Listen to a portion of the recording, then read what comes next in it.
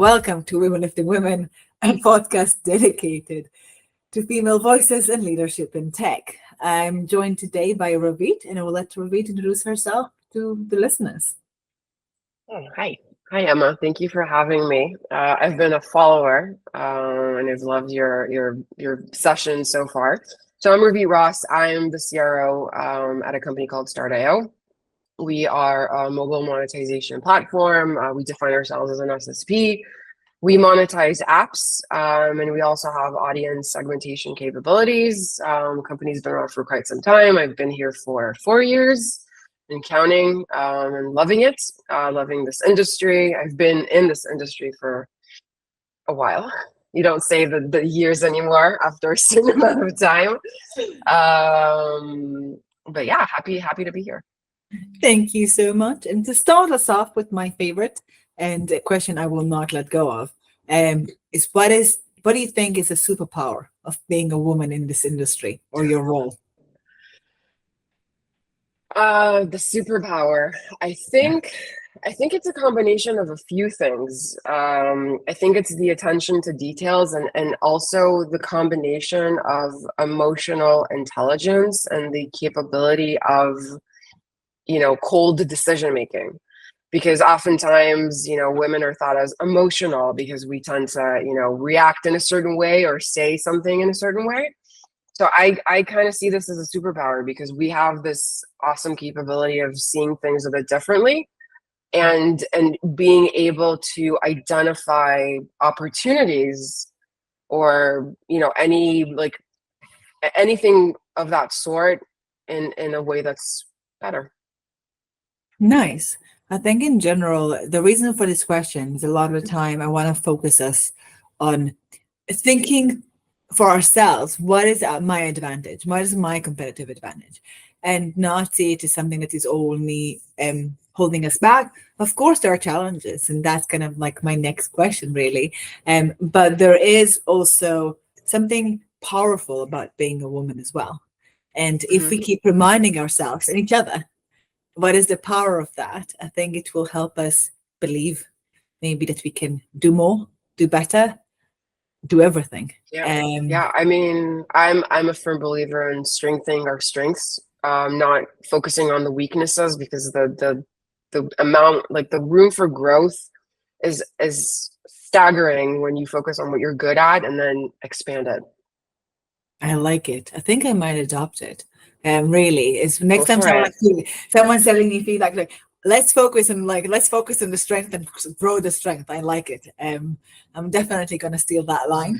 Sorry, I will give you credit though. So I promise I'm gonna do that. No problem. Let's do a sticker. We'll do like a sticker out of it Sold. with Aurora's Sold. face. Exactly. Or maybe Chewy's Sold. face. I mean, Okay. like exactly. We'll do like a dog, maybe a small doggy line of like focus on like it's for like inspirational quote and like and dogs. I think those are the best combinations. It'll get us attention for sure. Well, that's more than half the battle. That's 80% of the battle, just grabbing people's attention. I think Exactly. Well, you are in marketing, so you know all about it. yeah. Well, it's unfortunately I do. I did say that I will ask about the slide challenge, or not necessarily slide challenge, but I will also focus. While we do want to focus on where we're strong at, and while we do want to focus on what is good, I do think it is important to still acknowledge where there are challenges and what we can do. What do you think are the biggest challenges facing that women face currently, for equal representation? So, first of all, equal representation needs to be not just for women, but for everyone, right? We need to give everyone a fair chance. And I'm a firm believer at karma. Like I was given a chance so many years ago by someone who took a chance on me. So again, passing it forward is extremely important. Challenges, I mean, I think we have our fair share of challenges in terms of the percentage of women that are, represented in boards, in managements, in executive positions. I've been at conferences where I was one of a handful of women And it's that is a challenge. You don't want to be seen as the odd woman out in that sense, because it makes you kind of susceptible to either criticism, or you have to up your game at any given time just to be judged at the same level as other people do, mostly men. I will share that, I've as a person, I've grown a lot. I've grown into this position, and I'm definitely not the same person that I was when I started, my career. I Mhm. think speaking up is a very big challenge. When you're in a big room and there are a lot of opinions, it's it's kind of like fake it till you make it. Like when you're in a conversation, like what's the level of certainty that you need to have to in order to speak up? Does it need to be 100%? I'm asking. Person. I mean, for me, what level of confidence I need right now to Yeah. speak up? I mean, normally I would want to get to an 80% of like confidence in what I'm saying. Okay. Now, this was also a journey. If I'm thinking of myself, beginning of my career, probably I was a lot scareder and needed to really be sure. And maybe even if I was really sure, I'm not going to speak up in that sense. And still can be somewhat difficult in some ways. Obviously, I'm quite vocal. Second, I Hmm. tend to be quite sure it's what I'm saying. If I'm saying it, I'm quite sure of it. Hmm. Um, Hmm. but as being able to think it's a journey of being willing to be wrong or being willing to be challenged or something. That if they disagree Exactly. with you, that's all right. Exactly. So for me, in the past, it would be I would need to be 100% certain of what I had to say in order to speak up. Now it's less. So it is, like you said, a combination of putting yourself out there. Yes, we're people, we make mistakes and we are often wrong, but the challenge is, first of all, to accept that and not take it as like a trigger point that you don't know anything, or you say something the wrong way and then it's perceived in a certain way, and then it's just like a snowball effect.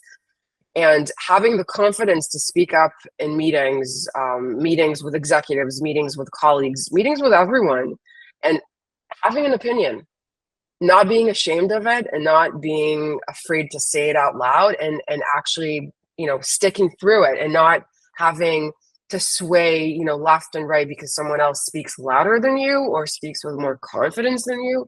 I think that was the biggest challenge, and it's still something I struggle with, right? Because I'm a very curious person. I'm driven by knowledge. I have Mhm. to understand things in order to like understand them up to a certain level, right? But understand them in order to make an educated decision or have an opinion. I usually don't have that privilege, so I need to collect the bare minimum amounts of information that I have in order to have an opinion. And sometimes being a woman and having that opportunity to speak up and not taking it, or having someone take that voice away from you, very challenging. I think, I mean, for me, it's one of my biggest trigger points of like not having my voice taken away. And if you knew me in a meeting in a board, one, I will be the louder. Like I am loud. I will make sure that my voice is heard. I will be, I will not back down if you disagree with me. I'm like, I will sometimes get frustrated and to a degree, if like you're wrong, it's like, no, I'm not. Like, if I don't know, I will obviously like, you know what, like don't Hmm. know enough. Fair point. I mean, I have a feeling or I think something here feels not quite right, but I don't know. I can't say that with certainty. But Yeah. one admitting that I'm wrong took a while, and I'm very comfortable with it. It's one of my favorite. One of my thing. If someone can admit that they're wrong, it bothers me. Just be able to. It's okay that you're wrong. We all can be wrong. I make a Hmm. point to admitting to my team if I'm wrong. Um, so they're comfortable owning their own mistakes as well. If I can own it, then they can as well. Um, and in the end, but I do understand where you're coming from, and I'm also have the same thing of by driven by knowledge. I actually want to know exactly how things work. Give me the most technical explanation. I will abstract it in my own mind, but don't give me something fluffy. Don't like give me all this. Yeah. This won't probably will not make sense because you obstruct it so often. Like I don't know. That means nothing to me anymore. Yeah, there's nothing more triggering when someone tries to mansplain you and they're like, okay, yeah, I just give me the like the actual truth, please, and I'll handle it. But yeah, leading by example is important. Being emotional, like being, I think that is another challenge. Mm. Being comfortable enough in your own skin to show that you are a human being and you have feelings and you get emotional. And sometimes that is conceived as like, I don't know, feminine or, something that's, you have like a weak spot, but no, I have emotions like a human being and I have my good days and I have my really bad days. They all coexist together beautifully. That's who I am as a person. So, when I'm bothered, it shows. When I'm happy, it shows. When I'm pissed off, it shows. And as long as I know how to control my reaction, I'm not going to hide the way I feel. Sometimes, that's like, oh, like you're a woman, you're like weak, or I don't know. But leading by example and showing emotions and showing you care and showing that because people want a validation. You Mm. go through something bad. It doesn't have to be work related. You have to, something happens and you're emotional about it. That's life. It happens. I think We that's push through. something really important to say. And especially in leadership, there is somewhat of what I've seen, the expectation that you almost become like no emotion ever comes across You your become face. a robot. You become a robot, right? Yeah. Yeah. And That's not and relatable.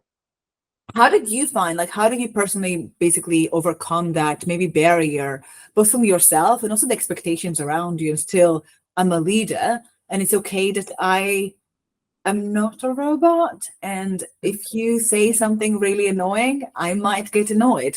And I'm not going to scream at you. I'm not going to curse at you. I'm not going to do anything that dramatic.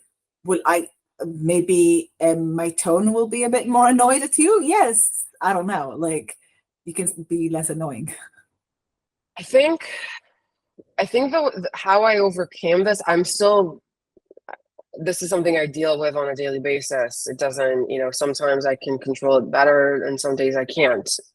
Mm. It's feedback because I am very open to feedback and I have I'm open to ideas in general that are not my own. And when I would have team meetings and people would be very upset because, at the end of the day, we work at a business that is people to people.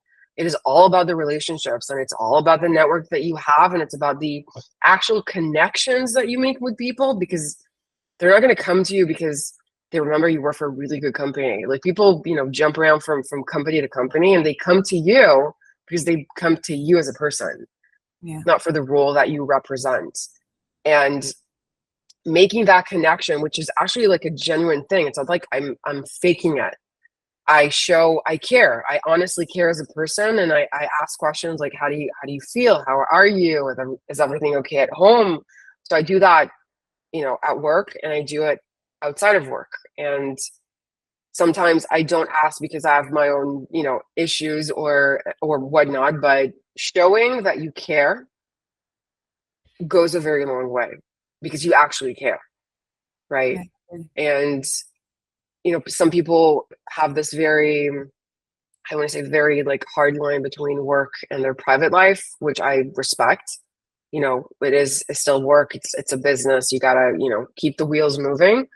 But having that connection not just helps you get whatever you want to get, but it also helps with drive and focus and dedication. So it is putting yourself out there. It was very difficult for me at first because like, oh, I'm showing a weakness. They're gonna catch me. They're gonna see me. I was like, okay, so what will happen then? What's the worst thing that can happen? I mean, I think that's really brave. And I think there's very few things that are as brave as being vulnerable. Yeah, Um, yeah. and it's not easy. I have my own armor, and my own ways of dealing with it. And but that ability to one show that you care and invest in people. I remember last year in Cannes, I was on the stage and I was asking everyone, like, from like, I had a panel for women lifting women, and I was asking one word of, give me one word of what you would like describe as your tip or something, like just a single word. And then they kind of turned the table and asked me, like, okay, so what would you be your words? Moderating. I thought I could get away with it and not say anything intelligent. But mine was in like invest. And it's like invest in yourself, invest in your team, invest in people in general, just invest. Mm-hmm. I think that Mm-hmm. goes quite similar to what you're saying about care. Show that you care. And I think that also this is how I've always conducted myself when I was doing business or I was building networks or anything. Is understanding that being the most aggressive salesperson, for me at least, didn't always work, but being a genuine person, Mm-hmm. and being memorable and being someone that if something doesn't work out right now, people will remember and come back to me in half a year from now and a year from now because they remember me well enough, Mm-hmm. and that matters. Yeah, Um, it really does. And you are memorable, by the way. Like no one misses you and can. Like I've only witnessed your outfits in two conferences, but like it is building a name for yourself because men have, and again, sorry for going back to the men part, but they have their golf clubs or whatever. yeah. We have a strong women network. Like Mhm. I've met amazing women throughout my career, and I've met friends that became colleagues and colleagues that became friends, and it's intertwined because people come back and they spend time with people that they want to spend time with. I That's how it agree. works. And even if you see These an email from someone you like, you're more likely to open it than an email that someone that you can 100%, stand, right? Like, 100%. and that's what I said in, like, yes, you can invest less time, you can be more effective, but will they open your email? So when you're saying that more effective, the shortest route isn't always the fastest route, and you'll be surprised on how many people miss that. And when we said about armor, um, mine is fashion to some degree. So there is something about fashion that is kind of my, like, it makes me feel safer. I Mm-hmm. can't explain it Mm-hmm. to other people, but it allows me to be more vulnerable because I almost have like my blankie. It's like the child, it's my adult version of that, I think. Yeah, And that's awesome. I think we all have our own mechanism. It's just Mm-hmm. recognizing, and for me, even admitting that this is something I do, and I know what it is. I know where it comes from. I know what it gives me, and I'm okay with it. Mm-hmm. But you mentioned Yeah. a really interesting point about community, which was not one of my original questions, but I'm going to ask nonetheless. What do Mm-hmm. you feel is the role of community that community had in your career? And how do you feel like it helped you progress through your career? So it helped in a few different ways. And when you say community, I see it as a few different communities. First of all, there's like the professional community of people that you meet, whether it's colleagues or work friends or people you work with. So I I've learned along the years that validation is extremely important. The higher the rank you are, the lonelier that it gets. And I'm not afraid or embarrassed to say this because we as human beings need validation. And sometimes you need to have a sounding board that is not your dog or your husband that has absolutely no idea what you're talking about, or friends and people that are not from the industry. They're like, okay, well, whatever. Um, you need to have that strong connection with people that you can exchange ideas with and think creatively and having like a sounding board, because sometimes you might not get it from the place you expected it to get it from. Mhm. So I think that's one aspect of a community. And I think the second one is having a support system that's not necessarily a professional one, or it could be, but it's just, awesome people that you meet along the way. And again, people want to spend time with people that they like, and you go to the conferences and it's, this, like it's usually the same people, which is a good thing. or Yeah. it could also be a bad thing. But it's a closed community in a way, and you want to do business with the same people, and they move around from company to company, and it helps you progress because again, they move from one company to another, and then it's like, oh, it's relevant now. It might have not been relevant before, but it is now. So it does help you progress, not just vertically, but also from so many different ways of having people have your back. And you do spend quite a lot of time, or we spend quite a lot of time in travel and conferences. So having the chance, like, how lucky are we that we get to do this for a living, and go to Cannes for a conference, and spend time on yachts and whatnot, and do it with people that we like. Absolutely. Though this year will be less yachts, apparently. Yes, Some of the you're right. purest knows. I know it's Yes. tragic. What can we do? What will we do? Oh, How will what we will we manage? do? How will we get by with no Laura yachts? really hates the yachts anyway. She keeps trying to jump See? off the roof of the yacht. I mean, it is really dramatic. Yes, I think we will probably manage with the limited yacht time. Um, Yes. Can still can. We will have fun. We will get a lot more sunscreen. I have learned from the first time. I remember you Oh had to yeah. give me sunscreen. Oh And yeah. Yeah. yeah, I have definitely learned. I'm also coming to Israel just before I'm going to Cannes for a brief visit Wow. with the family. I'm gonna get Okay. some sunscreen and Altouche, like anything against mosquitoes. Yes. Yes. Yes. That's very So important. I- And you'll absorb some definitely sunshine before you go to Cannes. That's very important. Yes. to try to like not to give it as a one big like shock to the system. Yes. Yes. I think that's very wise. Yeah, I'm trying. It's been a personal family, and I'm not very good at coming to visit, but once a year somehow it end up that I'm coming, which is good. It's not too bad. Making some progress. You mentioned that there is a lot of, so like one of the things that you talked about is having that people that you meet and have this connection with and kind of build those networks. Were there any particular women that, for example, you felt like inspired you the most, or that there was these qualities about them and you said, you know what, I want to adopt this. I want to this I feel like I want to do. Yeah. I think I'm going to give you the PC answer because I usually don't like naming names, but I'm inspired by every person that I meet.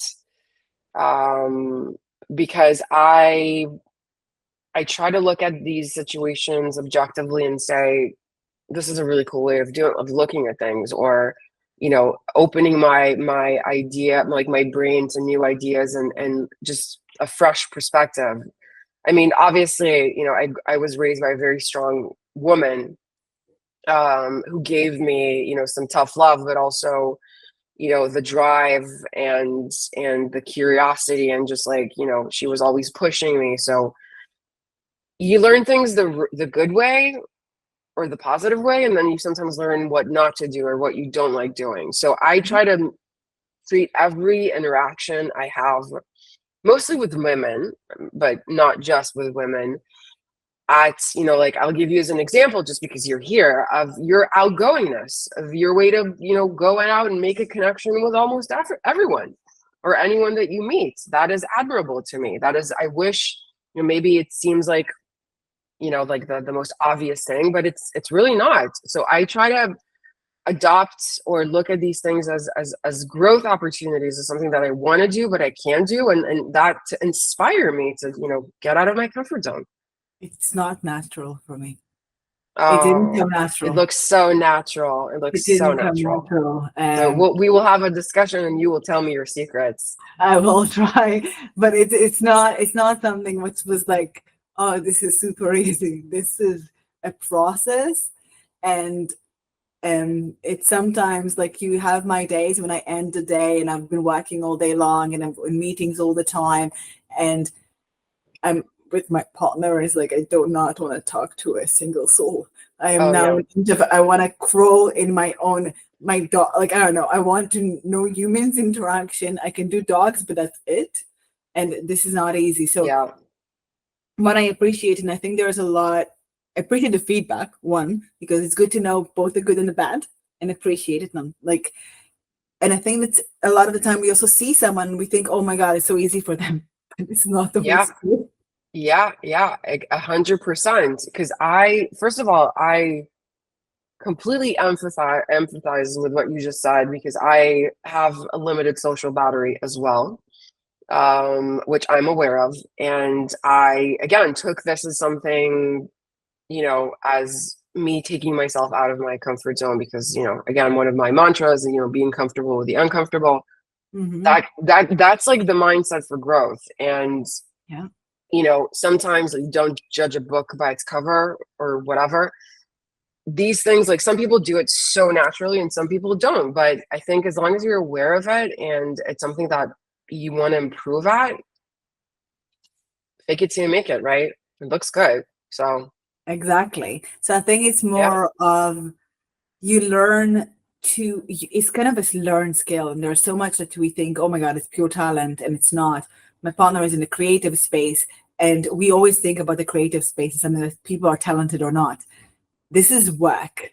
And a lot of skills are work. And if we think it's natural, or we think it's easy, or we think that someone Yeah. is either talented or not, Mm-hmm. normally, at least from my experience, has very rarely been the case. And Yep. most of the time, there's a lot of hard work, even if there is a natural tendency. Mm-hmm. And, and with me, it's very like, yes, I can do it, but I need to, like, I don't know, it's not always as natural as it looks. And there is something like, need a break. Can I just like book time, or I don't know, some sort of like, I yeah. I echo the book time 100%. Something like that. It's a lot of how I then manage and kind of balance that out. Yeah. And yeah, that's going to be an intense, and it's a big part of our job, which is not always easy. And you were talking about earlier about also men have their golf club and a lot of like other things. I don't know if you had to adopt, or you adopted some of it. But for example, I drink whiskey and smoke cigars. It's and I So would go out with with all the, I don't know, the investors and outside, and I'm smoking cigar, and they like give me and I was like, okay, I've learned to like do that, because I joined in a very masculine environment when my first job, and I learned to kind of, I don't know, try to become one of the guys, good or bad. I don't know how I feel about that, but I know that I did it. I don't know if it was one of your mechanism, or do you feel like you had to adjust in order to fit in? that's a really good question. Maybe maybe in the past, like the beginning, like my first job, I had to kind of like, you know, try to fit in by doing everything that everyone else did. That's not the case anymore. I will say that my alcohol tolerance has grown significantly in the last years. Okay. Like, Yeah. I'm impressed by that capability time and time again. But I stay true to myself. Um, sometimes where you're in this position, you mentioned you meet people that are important and you want to make a lasting impression. I look at it from a way that, yes, I can smoke the cigar, I can drink the whiskey, I can talk about golf, but I choose not to, Mm. because it keeps like my own version. Like, I'm still myself, and we still have a good time, and we still go out and we just do things I like to do, because I stay true to myself, in that sense, because fun fact, I don't drink beer. I hate beer. I like it, everyone's like, oh, it's an acquired taste. Like, no, thank you. I will drink a glass of wine, I will do vodka, I will do something else, but like, that to me is like, no. Like, so you live in London, like, you go to a pub, like, I don't drink beer. I'm not going to pretend I drink beer. That Yeah. is not who I am. There you And go. I think that's really fair. With me and the cigars, to be honest, it was an acquired taste. It's just I acquired it, and now I do like it. So I will also do it on my own time. Excellent. Um, Excellent. but I think Even that's better. where I adopted it first, and then it kind of stuck with me. We do drink whiskey in the house, but and I will drink anything almost except for gin, which I refuse. Really? That's I surprising. I don't like gin. Okay. Okay. Fair Anything enough. else I will take, except for slow gin. Slow gin is an exception to the rule of gin. But I don't know. We have a whole range of bar in the house. When we moved to the new place, we kind of invested in getting a whole range of alcohol here. Not sure A it's a good bar thing.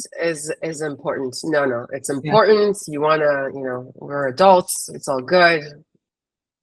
Not sure it's a I good. totally support that. We have a tendency to drink maybe a tad too much, which we're trying to like keep under Well, control. I still We'll try. support it. I still support it. We work hard and we need to play harder. So I like it. Especially as I like the mantras I'm collecting now. So we have grow your strength, right? Strengthen your strength, and then we yes, have now play harder. And we're collecting. yes, We have more now. We just need more dogs.